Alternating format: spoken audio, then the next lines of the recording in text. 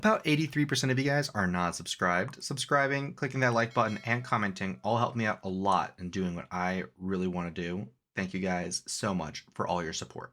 What is going on, guys? Rogue TCG here, bringing another Yu-Gi-Oh! TCG deck profile. You guys voted, and I am answering. Here is the most updated Orcust deck profile that I have. This is going to be Orcust Caresia. Really big fan of the deck. Really love how it plays. Been playing it a lot, and I feel like I've been getting better at it. So this is enough yapping for me. Let's go down the card by card. At the very end, I'm going to show you the basic combo tutorial.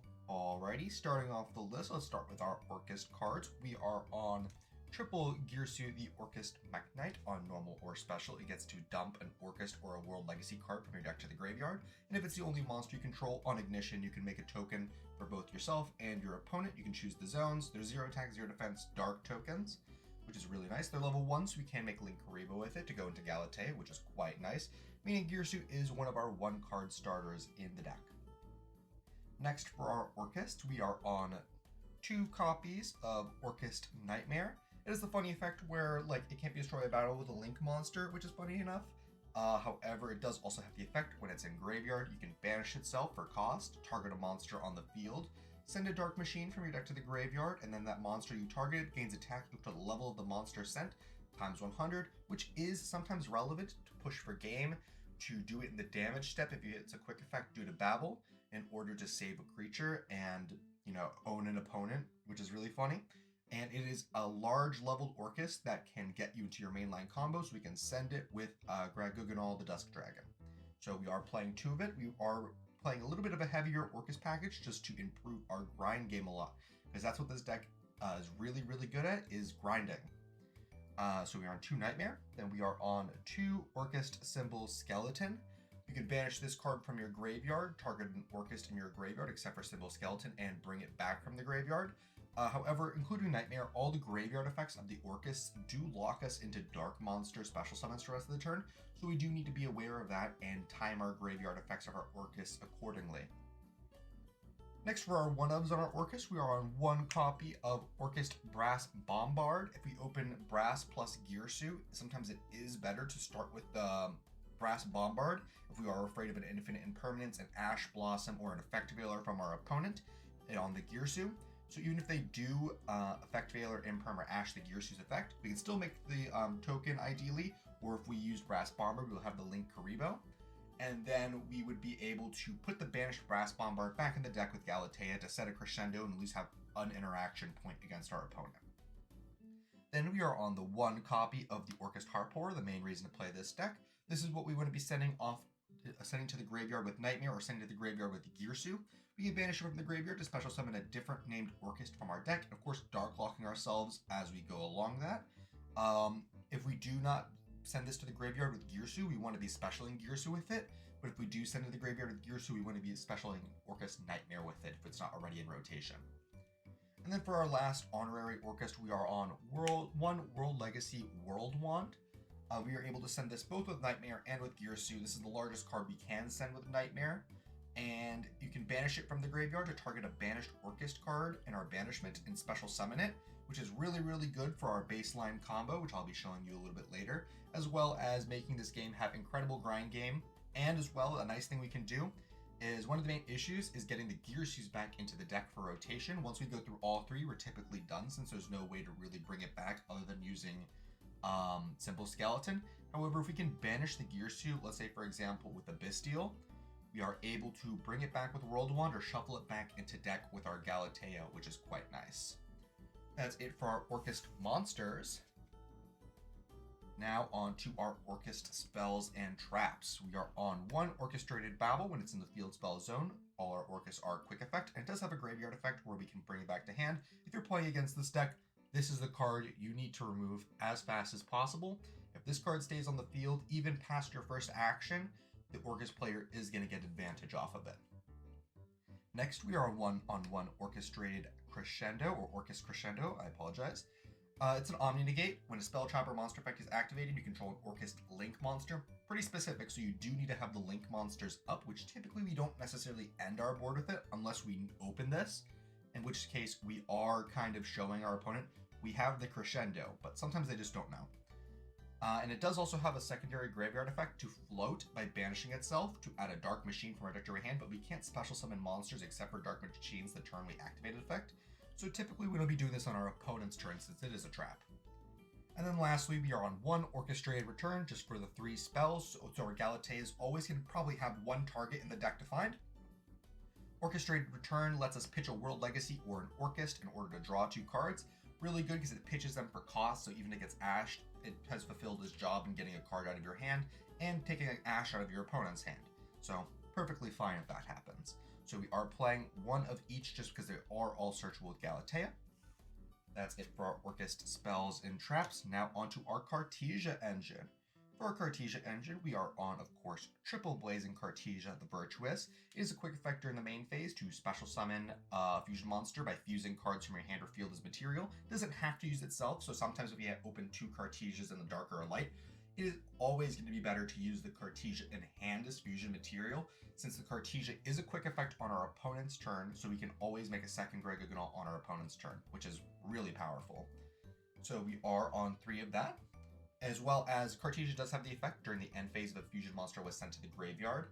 At any point, doesn't have to still be in the graveyard, you are able to add it back from your grave to your hand. So it is a starter that comes back to your hand once you do your basic combo, which kind of fixes that Orcust problem where all your interaction is in grave. However, now we do have a starter that keeps on coming back as long as we have a light or dark monster in hand or on field to make that happen. Next, we are on 3 of the card to search the Caresia. We are on Triple Branded in High Spirit. We are able to pitch any spellcaster or machine monster in the entirety of our deck to find a Caresia, and all the Orcusts are machine. So being able to pitch an Orcust to find our main combo starter is incredibly good because it also loads up our graveyard. So of course we are on Triple Branded in High Spirit. It does have that same condition as Caresia to add back from graveyard to hand. However, it has to be, you can't activate both effects in the same turn. So this one is a little bit more situational than Caresia always adding back to hand. But that's it for our Caresia stuff. Now on to our Bystials. We are on 1 Bystial Lubellion, being able to discard itself to add a Bystial from deck to hand, and then if you have a dragon monster on your field, you can tribute it to special from grave, and then it has an ignition effect to set a branded continuous spell or trap from deck to field. So it gets around Ash, which is really nice, and there is 1 branded continuous spell that is completely cracked in Orcust, which is really nice. We are on 1 Bystial Magnamut in the main, our main search target of Lubellion, as well as 1 Bystial Druisworm, which pairs amazingly with IP Masquerena. We are just running a little bit more Bystials than before, just because of that Gearsu thing that I did mention. A lot of the Snake Eye players are playing around with Linkuriboh and IP Masquerena as well, so it's very nice to take those away from them. As well as running some Bystials does open up the lines for non-Orcust plays. So for example, if we open like just Effect Veiler, we can normal the Veiler, go into Linkuriboh, go into a Bystial, go into an IP. And if it's a Magnamut, we get to search on end phase, so we end an IP and then a search off Magnamut pass, which isn't the worst thing in the world, just for using 1 Veiler and a Bystial. And then lastly, for our Bystials, we are on 1 Branded Regained. If your opponent summons a monster and there's a Bystial in your grave, you can special summon that Bystial from your grave to your field. Incredible for getting advantage over the long term, and some decks just can't beat it. And if a light or dark is banished from either graveyard to the banishment, or it doesn't have to be graveyard, it just has to be banished, you can choose to target one of those lights or darks that is banished and put it back in the deck. Works so well with SP Little Knight, just denying your opponent's SP Little Knight any value at all, as well as recycling your Orcusts to make sure that your Orcust engine is always going to be in your deck, in your graveyard, and in your banishment, and not just all in your banishment. So really good for maintaining resources and really pulling ahead in the game, since you are drawing cards as you do that. And you very often, if you do get it first turn, you are triggering it both on your turn and on your opponent's. So that's it for our Bystials. Now on to our hand traps. For hand traps, we are on Triple Infinite Impermanence. We are on Triple Effect Veiler, a light spellcaster, so we can both fuse it with Caresia as well as search Caresia with Branded and High Spirits. We are on Triple Droll and Lockbird. Unfortunately, we can't fuse Caresia with Droll. However, we can search it because it is a spellcaster, so we can search our Caresia with Branded and High Spirits using Droll, which is quite nice. And then for our last two hand traps, these also do kind of go with the Bystials. We are on double Fantastical Dragon Phantasme in the main deck. Everyone is playing Lynx, even Brandon's playing Lynx. They're playing that SP Little Knight. Phantasme does counter SP Little Knight because SP Little Knight targets and Phantasme negates targeting. However, they can still, tag out and stuff. But that means they're not getting the full value, and we do still get to draw those cards. So Phantasme, especially in this deck that does have a tendency to brick a little bit, because it is still Orcust, is a godsend. So I really like Phantasme, as well as it being searchable off of Bystial Magnuma, because it is a dragon. So that's it for the hand traps. Now on to our non-engine. For our non-engine, we are on double Forbidden Droplet, just incredible with graveyard decks. We are on triple Book of Moon, allowing us to dodge Infinite Impermanence and Effect Veiler on our Caresia, our main choke point, as well as Book of Moon. This card is really, really underrated in the Snake Eye matchup. If your opponent normal summons Snake Eye Ash, let them resolve the effect. Just Book of Moon the Ash. Now they can't activate the effect to send it to the graveyard to make the Flamberge. It's now face down, so they can't send it to the graveyard with their Snake Eye or whatever. So Book of Moon is honestly really goated, and I don't know why more people aren't playing it as Disruption. Just the fact that it also helps us combo off as well as functioning as Disruption against the best deck in the room means that, I really love this card, and I don't think there's a reason to not be playing 3 in this deck. And then for our last two cards, we are on one Foolish Burial in order to send our Orcusts, as well as one Called by the Grave to stop hand traps. So that's the main deck. And now let us see our extra deck. There is a couple changes in there now. Starting off our extra deck, I did mention that we are running level 1s both in Brass Bombard as well as in the token that Girsu makes. So we are running one Link Kuriboh. If it ever gets banned, we can always go with Relinquished Anima. It is also a dark. However, we can't use the token for that, unfortunately. So this Anima only really works for the Brass Bombard, unfortunately. This is a new card. We are on one the Dark Charmer Gloomy. We can steal Diabell Stars out of people's graveyards. We can steal Link Kuribohs. We can steal IP Mascarenas to get insane value. I really like Dark now. So I am choosing to play it now in the main deck. It also does make it so Bystial focused hands where there's no Orcusts can still Link climb. Dark is really, really good at that. And we did change some of our higher level links, our higher rated Link rating cards. So we do want to kind of Link climb into there in order to break boards. And Dark is really, really good at that. Then, of course, we are on the Lesbians. We are on one IP Masquerena and one SP Little Knight. They are canonically dating, and good for them. These are just kind of format superstars, to be honest. IP Masquerena has always been incredible in Orcust, and SP Little Knight, because IP Masquerena is incredible in Orcust, SP Little Knight's even better. So that's it for our non-Orcust links. Now, onto our Orcust links. We are on double Galatea, the Orcust Automaton. We are able to target a banished machine, not just Orcust. This could be a Sprite Sprint that we banish with the Bystial, which is quite interesting, and shuffle it back into the deck or extra, and then we can choose to set an Orcust spell trap from our deck to our field. Typically, it's going to be our Babel. If we open Babel, it's going to be Crescendo or the draw spell, however. So this is incredible. We want to be drawing 2, and also if it's linked, so if there's anything pointing to its arrows, this card can't be destroyed by battle, which is really, really strong. And people do frequently forget that, and they'll just try and run it over, so Galatea is really good at letting you stay alive, especially if you have a Nightmare in the graveyard to pump it up even further.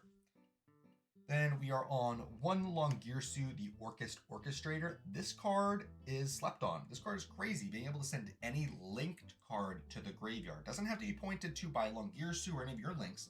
If they put something in their link zone, you can send that to the graveyard. So it does really reward you for your opponent's poor placement in zones. However, frequently they're not really expecting Longirsu, especially in the year of our Lord 2024. So I really like Longirsu. It has the linked effect where it can't be destroyed by card effects, which is really strong as the IP Masquerena effect. And this is one of the better targets to be making with IP Masquerena if we have Babel up, because that means it is a quick effect. And our basic combo does end on 2 cards in banishment after we've done all our interactions on our opponent's turn. So this is really good at cleaning up half-made boards that we have interacted with on our opponent's first turn. So that's it for our Orcust links. We're just playing a nice solid 3 of them. Then we are on 1 Nightmare Unicorn for IP Masquerena and Breaking boards. It also pitches cards out of our hand, which is really good for the Orcusts. And we are on 1 Access Code Talker. I have decided to put Access Code back in the deck. It is an out to a lot of problematic cards, mainly Chaos Angel. Chaos Angel is a big problem with the deck, and there's no real way to get rid of it, to be honest, other than just running it over with a big-ass body. Even if they have made it with a dark, you can get some damage in, which is quite nice. So Access Code is really strong, especially for cleaning up those back rows, even though we only do run dark links in this deck. But that is enough of that links. Now let's go on to our XCs. For our XCs, we're only on 2 of them. We are on double Dingirsu of the Evening Star. When it is summoned, we can choose 2 effects. We can choose to either send a card our opponent controls to the graveyard, non-targeting, non-destruction removal, amazing, or we can choose to attach a banished machine monster as material. How we can summon this is we're never going to actually be hard making it. We can. Graguganol's an 8 and Lubellion is an 8, so we could theoretically make it. However, we can always just summon it by slapping it on top of an Orcust link we control, so we're always going to be preferring to do that. And it also does have the effect where it's a constant protection effect, where if a card on field would be destroyed by battle or card effect, we could attach a material off of Ding instead, and that is a once per turn. However, protection, especially for our field spell, is quite good, so if we are suspecting our opponent is trying to get rid of our Babel, sometimes it is better to just end on a Dingirsu. And we are playing 2 of it because 2 of them do come up. Then for our fusions. For fusions, we are on double Graguganol, the Dusk Dragon, 1 to send off Branded and High Spirits, and 1 to actually summon. However, if we are in a grind game, we do frequently summon both of them, so do keep that in mind. On summon, this guy dumps a level 6 or higher light or dark from our main or extra deck. Orcust Nightmare is a level 7 dark, so this does get our entire combo started. We send Nightmare, Nightmare send Harp, Harp summon Girsu, and then we can get the party rolling. As well as Graguganol having a really, really great on-field and graveyard effect, where if our opponent special summons a monster with a monster's activated effect, we can banish it from our field or graveyard to cheat out a Despia monster from our extra deck, which is really important because that is an interaction point. Snake Eyes Poplar is an activated effect that special summons itself. There's a lot of different activated effects that special summon themselves, like the Fire King Kieran as well. So this card is incredibly strong for denying that advantage from our opponents, because then we're also getting advantage, and most likely our advantage is going to be a lot better than theirs since we're cheating out an extra deck monster. So we are just playing 2 of this. We are on 1 Sprite Sprind, or not Sprite Sprind, Sprind the Iron Dash Dragon, I apologize. This is our machine target for Brandon and High Spirits. It's the one of the main ones, so it's just here to be sending to the graveyard. It is a dark machine though, so we can banish it with a Bystial and then put it back into the extra deck with Galatea if we do want to Brandon High Spirits again. But once we do it once, and the Cartesia's in rotation, typically we can maintain that rotation. And then our last card, this is another card that has changed. The last card in the extra is a Despian Proskinian. This card, on a quick effect, lets us target an extra deck monster in our opponent's graveyard and special summon it during the main phase on a quick effect, which is crazy. And when it destroys a monster by battle, it burns your opponent equal to the original attack or defense of the monster, whichever one's higher, which is really good for OTKing too. So Proskinian's crazy, especially against Snake Eye. I know I'm mentioning Snake Eye a lot, but that is the deck in the room. Because if they do try to, for example, make their princess using an IP Masquerena, we can steal their IP Masquerena with Proskinian, and technically it's a new copy, so we can immediately link off. If we haven't ended our board with Masquerena, we can just link their Masquerena off using their Masquerena's effect to, like, you know, pop off, which is insane. So I really like Proskinian. It also denies graveyard advantage off Princess in the grave. You can chain it to the Princess effect if they do it in the main phase and just steal it, which is really strong. But that's it for the main and extra. Now let's move on to the side. Of course, the side is going to be completely subjective to what's in your local metagame. However, this is going to be my side deck. We are on 2 Nibiru the Primal Being. It is a light card, so we can fuse off with Cartesia with it.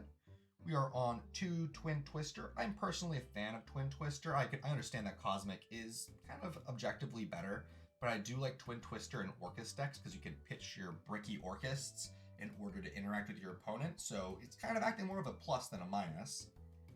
And then for more hand traps, we are on Triple Skullmeister. This one's a little bit more for Labyrinth or for Snake Eye if we do see it, because this can stop the Flamberge in the graveyard. This can stop the transaction rollback, which is really strong. You can stop a lot of graveyard effects, and it is a dark monster, so we can fuse into Gregogonol using Caresia with it. And then for our last Bystial that didn't make the main deck cut, we are on 1 Baldrake in case we do go against a light or a dark themed deck. Then we are on a triple anti-spell fragrance because Yu-Gi-Oh! Is a fun game. Triple evenly matched in order to get around some bullshit. And then our last card, which was in the main deck before, but is now on the side, is a Jizikiryu, the Star-Destroying Kaiju. I did really like it in the main. It came up a lot. It's a card that we can pitch from Brandon High Spirits in order to search our Caresia because it is a machine. We can fuse Gregogonol because it is a light, and it's a Kaiju, which means it outs the entire...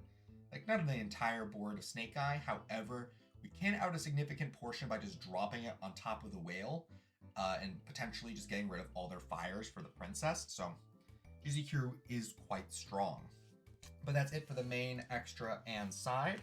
Now let us go over that combo. Alrighty, so here's going to be our basic combo. It's just going to be Caresia and any light or dark monster. It doesn't matter what it is. If it's a light or dark monster, it works.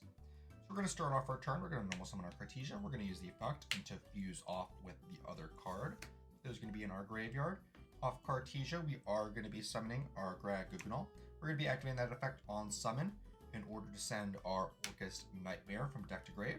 We're then immediately going to use that Orcust Nightmare. We're going to target that Gregogonol to send an Orcust. Off that, we're going to send an Orcust Harp Horror from deck to graveyard, buffing this by 400. Then we're immediately going to go Harp Horror. We are dark locked by this point, the moment we use that Nightmare. We are going to special summon a Girsu from our deck. Off Girsu effect, we are going to send our World Wand. Then we are going to link these 2 cards off. We are going to make a Galatea. We're not going to activate that one quite yet. We're going to go World Wand effect here. We're going to banish it, and we're going to target our banished Harp Horror. We're going to special back that Harp Horror. Then we're going to go Galatea. We're going to put that wand we just grabbed from deck. We're going to put that back into our deck, and we're going to set our Babel to our field. So let's put that Babel right over here in the middle, just so we know it's there. Then we are going to use that Galatea. We're going to make a Ding Girsu, and we're going to use the Ding effect to attach. So we're going to attach that Nightmare to it. Then we're going to link off using 2 non-link monsters, putting everything back in grave to make an IP Masquerena. So what does this resemble? At end of turn, we do get this Caresia back to our hand. So we went -1, we took this effect Veiler to put an IP, a Babel. We have on our opponent's turn, we have an Orcust Harp Horror to special summon another Girsu from our deck. We do also have this Nightmare in order to send any Dark Machine from our deck to our grave. Probably going to be either another World Wand for follow-up or a Symbol Skeleton in order to bring back either the Ding Girsu or our Galatea. As well as, before we use any of our Orcus, we do want to wait just a little bit, because we can use this Gregogonol if they do use an effect similar to Poplar to just summon out that Proskinian. So it looks like a really unassuming board. It's a board that people do not want to evenly match. This is not a board you want to evenly match, because we're just going to keep the Babel. Like, we're going to get rid of that Masquerena. It doesn't matter. But the Babel, this is the most important card of the deck. This deck ticks on Babel. If this Babel stays up during your turn, and they are even allowed to use any of their Orcusts, they're going to get so much advantage off of it. It doesn't matter that their deck was made in 2019, 2018. This card is still going to carry that deck to the W. It doesn't matter what deck you're playing. So, PSA, if you're playing against Orcust, get rid of their Babel. It doesn't matter how many times you get rid of it, just keep getting rid of it. You have an SP, banish that shit. So, there's my little PSA, but that is the basic combo. Thank you guys so much for watching, if you still are, and I will see you all next time. Bye-bye. Thank you guys so much for watching the video. If you wanted to talk to more Yu-Gi-Oh players like yourself, I would highly recommend checking out our Discord server. Link is going to be in the description, as well as the QR code on screen. We do talk somewhat frequently about Yu-Gi-Oh and the current meta, so I would really enjoy to see you there. As well as we do recently now have channel memberships available on our YouTube channel, where we have 3 different tiers. We have Super Supporter at $2 a month, where you get loyalty badges, emojis, guaranteed comment responses, a shout out at the end of every video, as well as access to the members only Discord channel, where you get early sneak peeks at future videos. There is the Giga Supporter at $5 a month, where you have early access to all new videos about a day or two before they go up, as well as all the previous offers. And for $15 a month, we do have our final tier, which is going to be Femboy Fanatic. You get a guaranteed customized video every single month, as well as 1 hour of my time. Could be for anything you'd like. You want a duel? Absolutely. You want me to help build a deck? Absolutely. You want to play some Helldivers? Sure. I'll do anything for an hour once a month. But supporting does help me out quite a lot, and it does help me produce all of these videos. So thank you guys so much for watching, and I'll be seeing y'all later. Bye bye.